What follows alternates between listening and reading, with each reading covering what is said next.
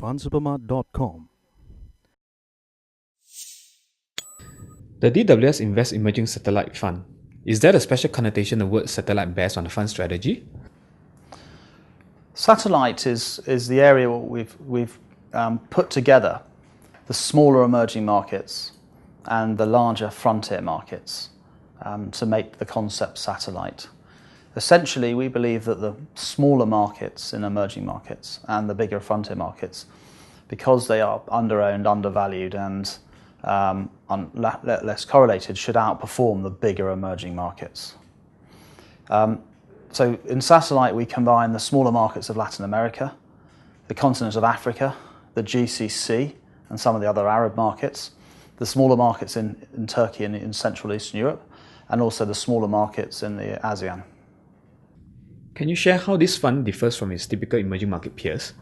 The average emerging market fund will be invested in larger markets, more driven by the sort of BRICS and Korea and Taiwan.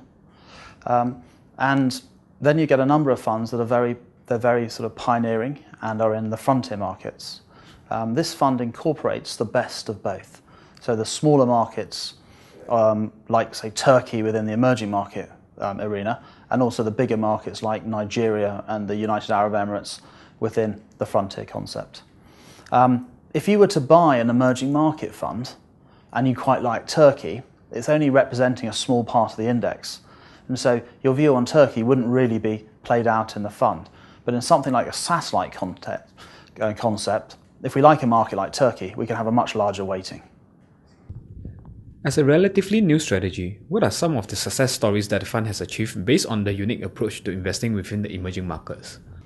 The satellite theme has outperformed emerging markets. Markets that have worked well have been markets like Nigeria, markets like Egypt, markets like Peru, and also up until the last few months, the markets of the ASEAN, as the Philippines and Indonesia and Thailand, have been very successful. Investors' interest in emerging markets has been falling on the back of relatively poorer performances compared to the developed markets. How will you convince investors on the merits of staying invested in these emerging markets? I think the first thing to say is that emerging markets is very generic, and there are some markets that have done extremely well during that period. On the overall basis, the emerging markets have underperformed developed markets for the best part of 4 years.